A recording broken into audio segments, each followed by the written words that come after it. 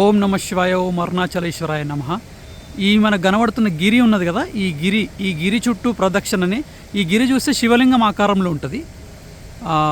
ఈ గిరి చుట్టూ చేసే ప్రదక్షిణని గిరి ప్రదక్షిణ అంటారు. సో ఈ గిరి ప్రదక్షిణ మొదలయ్యేది ఎక్కడ అంటే, మెయిన్ టెంపుల్ అరుణాచలేశ్వరుడు టెంపుల్ ఏదైతే ఉందో అక్కడ రాజగోపురం ఉంటుంది. అంటే 4 దిక్కులో 4 గోపురాలు ఉంటాయి.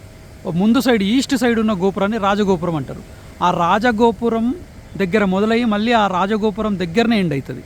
అంటే గుడి వెనకాల ఈ కొండ, అంటే ఈ కొండ ముందు గుడి ముందు నుంచి మనం స్టార్ట్ చేసి మళ్ళీ గుడి దగ్గరికి వస్తాం. అంటే ఈ కొండని గుడిని ఒక రౌండ్ చుట్టేస్తే అదే గిరి ప్రదక్షిణ. అది మొత్తం 14 కిలోమీటర్ల పైనే వస్తుంది మొత్తము. అయితే ఈ 14 కిలోమీటర్లు మనము గిరి ప్రదక్షిణ చేసేటప్పుడు రోడ్ ఎంబటే చేస్తాము. ఆ రోడ్ ఎంబటి ఫస్ట్ మనం చేసేది ఎక్కడ, మొత్తం 8 + 2 10 లింగాలు ఉంటుంది. ఆ 10 లింగాలు దర్శనం చేసుకొని మనము రాజగోపురం దగ్గర ఎండ్ చేస్తే మొత్తం 10 లింగాల దర్శనం పూర్తవుతుంది. ఆ 10 లింగాలు ఫస్ట్ మొట్టమొదటి లింగం వచ్చేసి ఇంద్రలింగం తర్వాత అగ్నిలింగం తర్వాత యమలింగం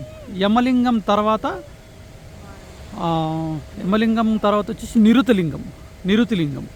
ఆ నిరుతిలింగం తర్వాత వచ్చేసి వరుణలింగం తర్వాత వాయులింగం తర్వాత కుబేరలింగం తర్వాత ఈశాన్యలింగం.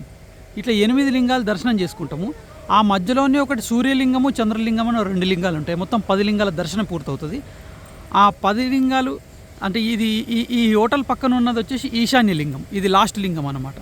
సో అంటే ఈశాన్య దిక్కున ఉన్నది కాబట్టి ఈ 10 లింగాల దర్శనం చేసుకొని మనము మళ్ళీ రాజగోపురం దగ్గరికి పోతే మన గిరి ప్రదక్షిణ పూర్తయినట్టు మనము చెప్పుకోవచ్చు. ఇది మేము ఉన్న హోటల్, ఇది తమిళనాడు టూరిజం వాళ్ళ హోటలు. ఇది ఈశాన్య లింగం పక్కనే ఉంది. చాలా బాగుంది హోటలు, దాని రెస్టారెంట్, ఇది హోటలు. ఓం నమ శివాయ, ఓం అరుణాచలేశ్వరాయ నమః.